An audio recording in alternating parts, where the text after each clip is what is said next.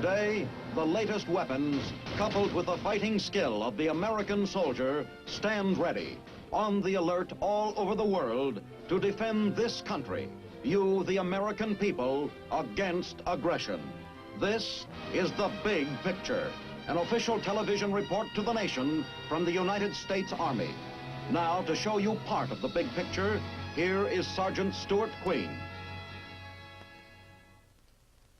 If you care about someone inducted into the service, perhaps you have asked yourself what happens to our youthful citizen soldiers when they are away from their Army camp. Does the Army provide any agency for advising and assisting these young Americans in uniform? For guarding and guiding them when they need a more experienced viewpoint on the entertainment world of strange towns and cities? Of course, the great majority find ways of entertaining themselves in good company and good surroundings. But for those in the minority who follow their youthful curiosity toward other directions, who steers them straight? That's the story of This Big Picture, the guidance mission of the Military Police Corps.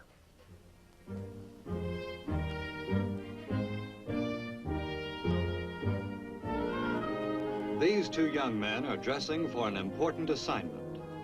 Until recently, they were civilians, untrained, untested, undecided. Now they have under their stout leather belts a solid background of indoctrination in the psychology of handling men, and of handling them with understanding, consideration, courtesy, and firmness. These youthful servicemen are members of the Army's Military Police Corps, and the greater part of their period of service in the Army will be devoted to advising, assisting, and protecting their fellow soldiers. Perhaps you have seen military policemen like these on foot patrol or on motor patrol in an American town.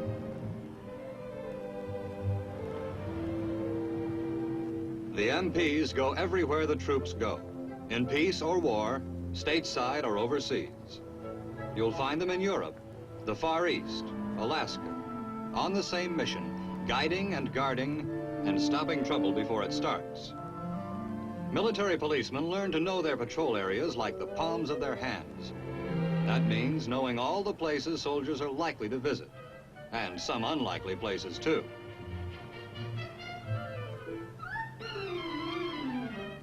The young MPs establish good working relations with the city policeman on their beat. Some cases will come under his sole jurisdiction. Also, he can tell them plenty about the trouble spots and what to watch for, because he knows the city. He knows the business people in the district and those who need watching. He knows the jailbirds, the ex-convicts, the riffraff, both male and female, who may try to victimize soldiers.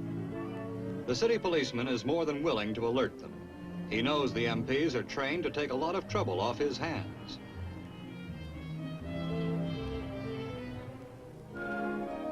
It's part of the military police routine to check public places, but they do it quietly. Some of the employees, like doormen and bellhops, may be good sources of information. A friendly acquaintance with them can be helpful.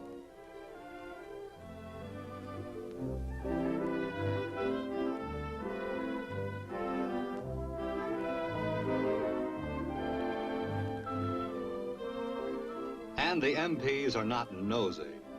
The Army is not concerned with how a soldier spends his free time, just so he doesn't discredit the armed forces. It's easy enough to see what a place looks like from the front, but an MP has to know the back doors too, and where they lead to. They become just as familiar with the back alleys as with the main streets. More familiar, in fact, because at night, it's darker back here.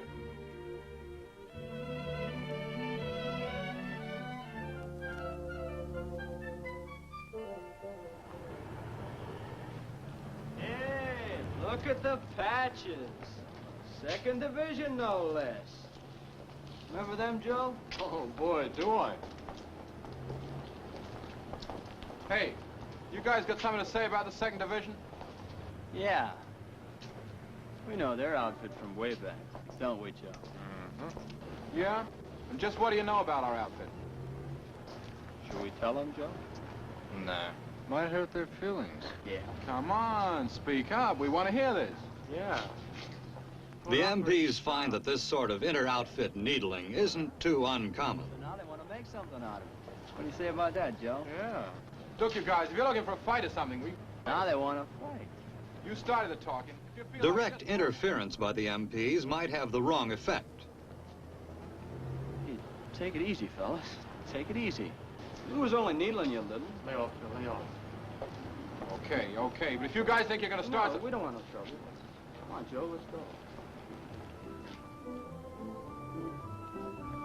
The MPs have learned the psychology of merely making themselves conspicuous.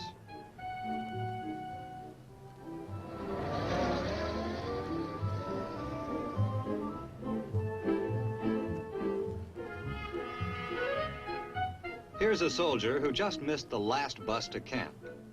Technically, he's going to be AWOL unless he gets another ride. What to do? That's where the MP steps in. There's a bus line over on 1st Avenue the soldier didn't know about.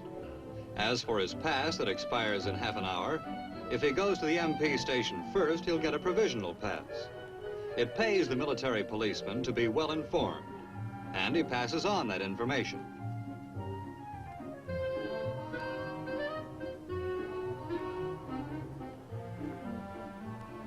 Take these two soldiers for another example. They're not out looking for trouble, but they've got into a part of town where trouble comes mighty easy.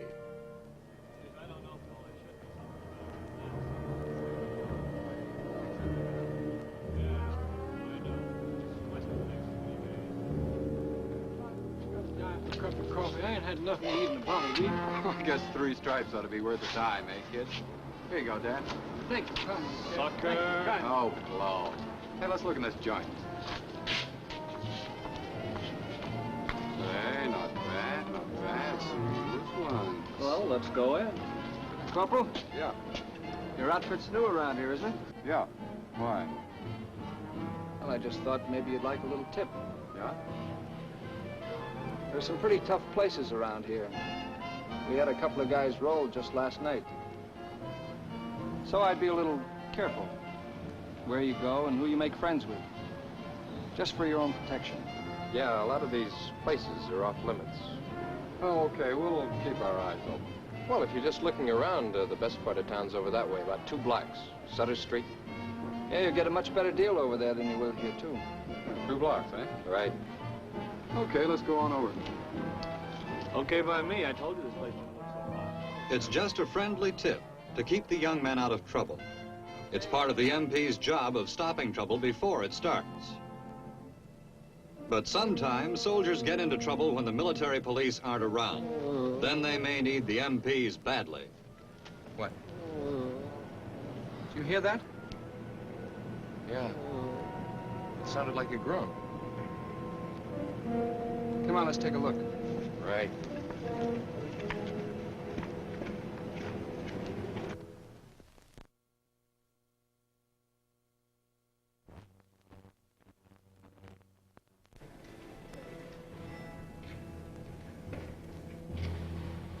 You'll remember that the MPs reconnoitered this alley during the daytime. Now in the darkness, they're alert for a possible ambush. Notice how each man has been trained to hold his flashlight away from his body in case somebody aims at it. His right hand is free to grab his pistol. Hey, over here. It's a soldier. You better take a look down there and then come back and give me a hand.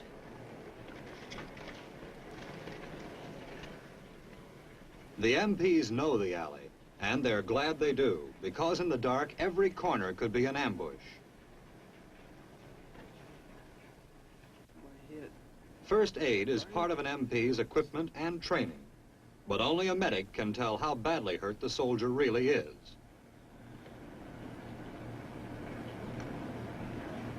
No, didn't find anything. Okay. You better call the station and get an ambulance. Okay.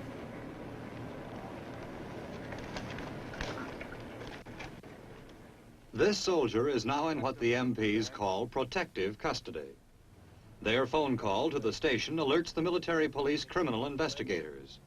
It may be a case for the civil police, too, but the MP's first concern is for the soldier's welfare. You just take it easy until the ambulance gets here. You think you can talk enough to tell me your name? I'm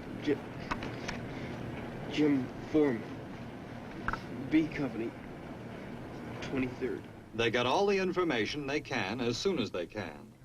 The man's identity first, name, outfit, and service number. They note the time and place they found him, his position on the ground, appearance, visible injuries.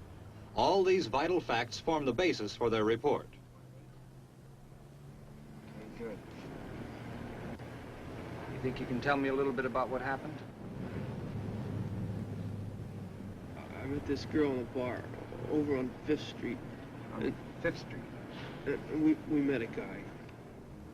Chances are this soldier has been rolled by professionals. The MP's report may help to catch the hoodlums before they can dump another GI in another alley.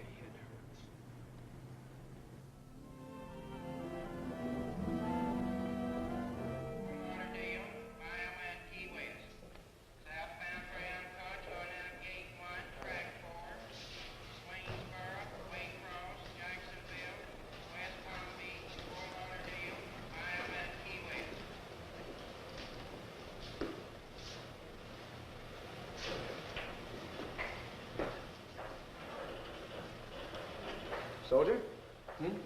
What? It's 10 o'clock. What time does your bus leave? What'd you say? I said, what time does your bus leave? Not till 11. Why? Well, if you're going to stay here, you better police up that uniform. Oh, yeah, sure.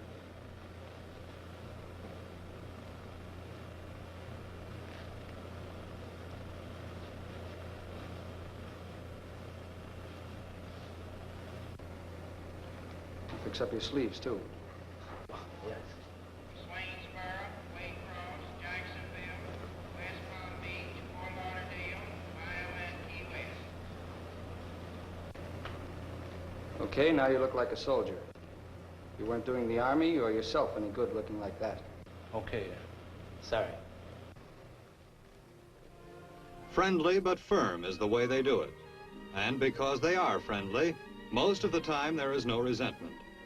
A soldier knows when he is sloppily dressed and when he should shape up.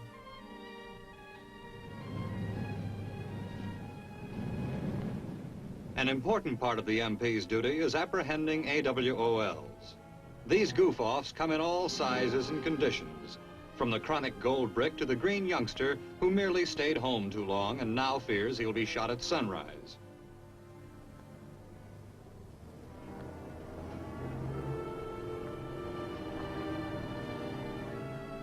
If any soldier jumps at the sight of an MP, that's a pretty good sign of a guilty conscience. If he can't show a valid pass, the MP must take him in. But suppose he has a pass that looks legitimate. It could be a forgery. The MP asks him to name the officer who signed it.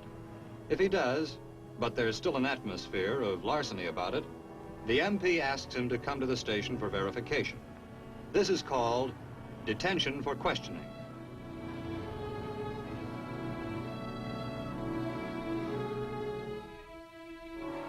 At the station, he'll empty his pockets for the desk sergeant. Maybe he's not trying to hide a thing, but then again, maybe there's one little pocket he'd just as soon keep closed.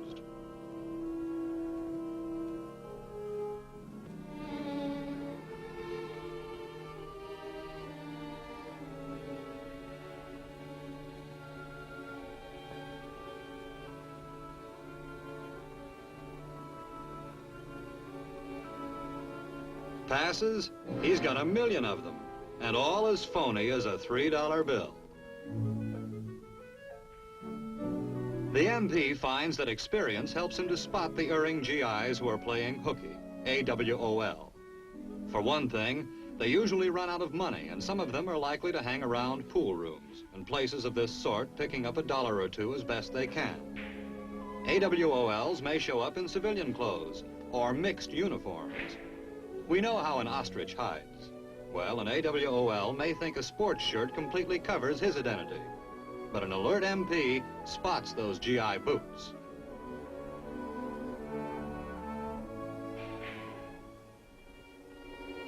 Absentees really wanted are posted on the bulletin board in the military police station, and every team checks names and faces before going on patrol.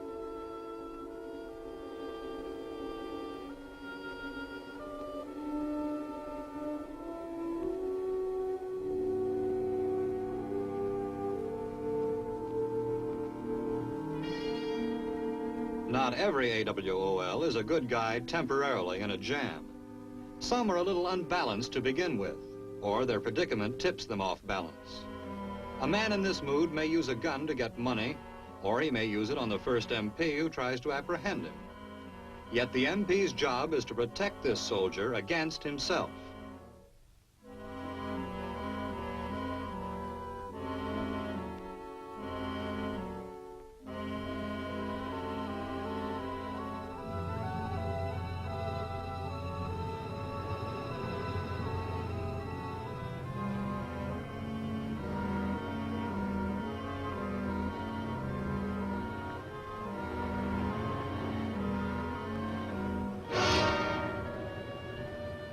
The MPs spotted the soldier in the doorway and saw his hand go to his middle as if ready to draw a weapon. By seemingly continuing their patrol, they give the fugitive a false sense of security.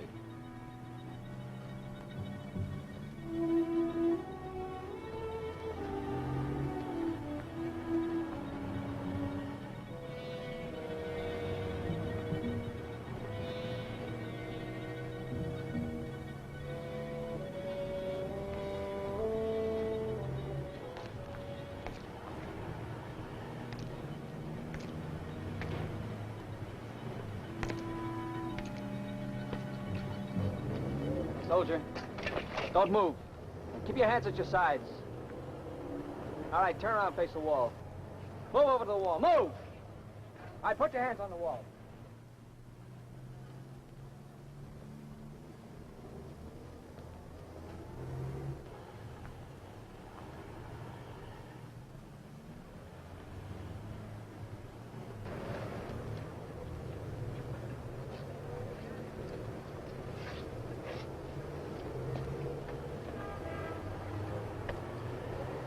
The search is professionally thorough.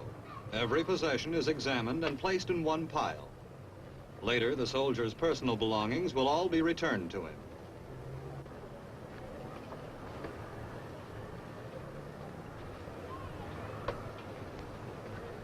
All right, put your right hand in the middle of your back. Palm out.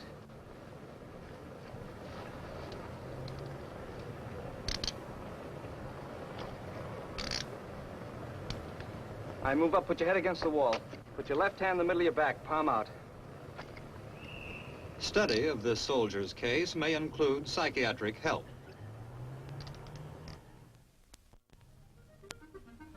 Another familiar sight to you near Army camps is the military police motor patrol, which extends the boundaries of the foot patrol and keeps in touch with it.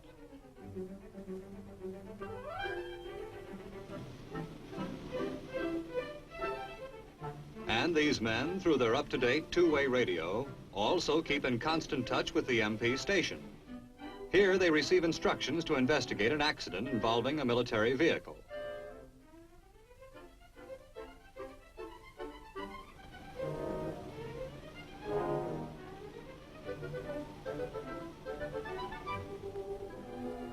The motor patrol gives first aid to the injured, whether they be soldiers or civilians, and its reports are coordinated with those of the civil police.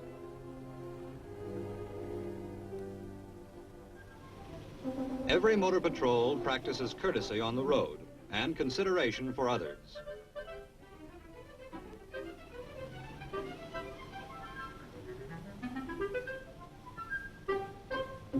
Then there's the reckless driver. Yes, the military has them too.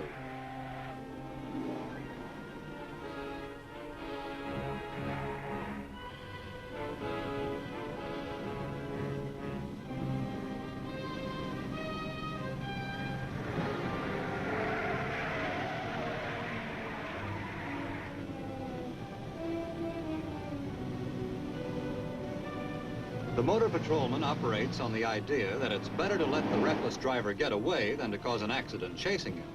But in most cases, he gets his man.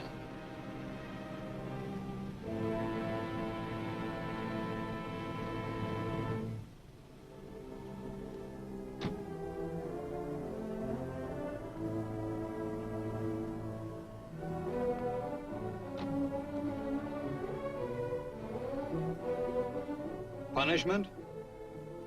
Well, the sergeant's company commander will take care of that. And now we come to an extremely active part of a motor patrolman's duty. In the outlying parts of town, among cafes, dance halls, and roadside taverns.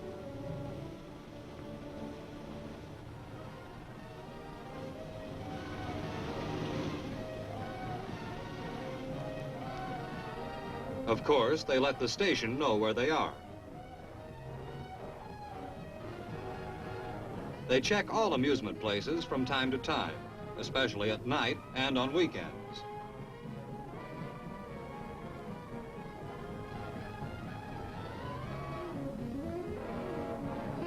Normal routine inspection is made quietly. Soldiers sometimes think that by going to taverns outside of town, they are free of all restraint. When they see the MPs, they realize their mistake.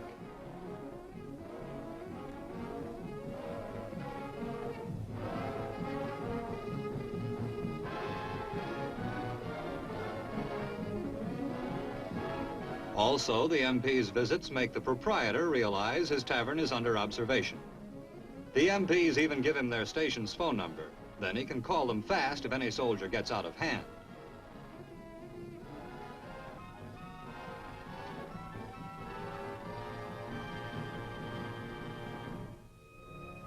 Because they know the town so well, the MPs frequently check certain resorts, especially on payday night.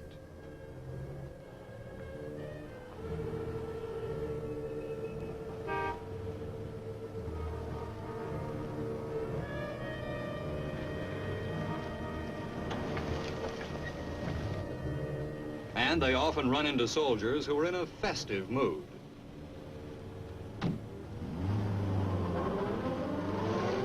Nothing unusual about that, except that it's 11:30 p.m., when most soldiers are heading in the direction of the bus station to get back to camp. This taxi is heading in the opposite direction.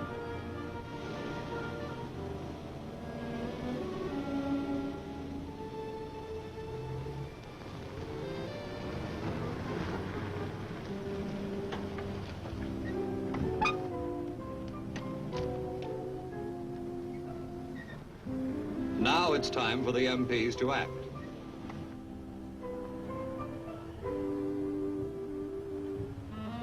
This roadhouse has been listed at camp as off-limits to all soldiers. Maybe they forgot to check the off-limits list before leaving camp. Maybe they don't know how late it is. They've even failed to remember how to stay in uniform.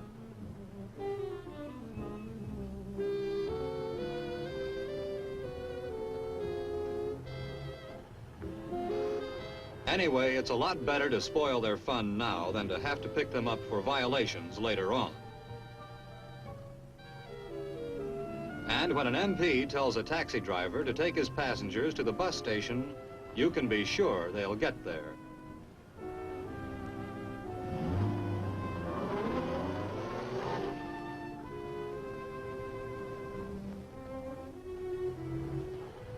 A military policeman's authority extends to officers as well as enlisted men.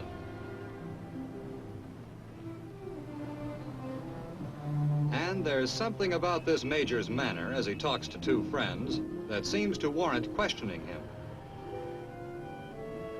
Officers as well as GIs must carry with them identification cards telling who and what they are.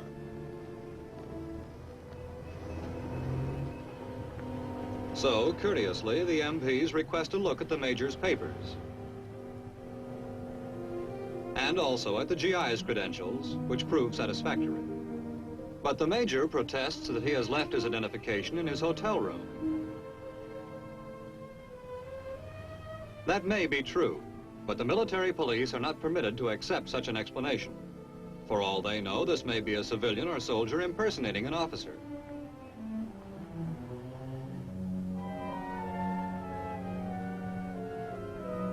Firmly, they explain their duty. They must conduct the officer to the MP station, where he will be given every opportunity to prove his identity and end the investigation.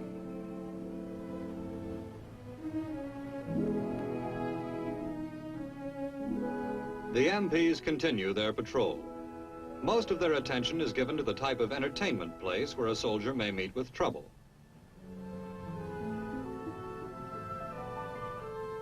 They don't waste much time on the higher class hotels or high-priced nightclubs.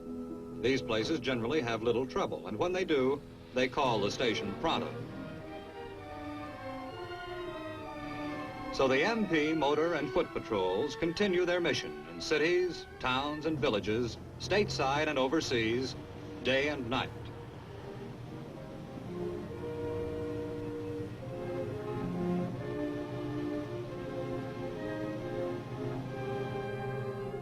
It's all part of the military policeman's duty toward his fellow soldiers, to assist and advise and protect them.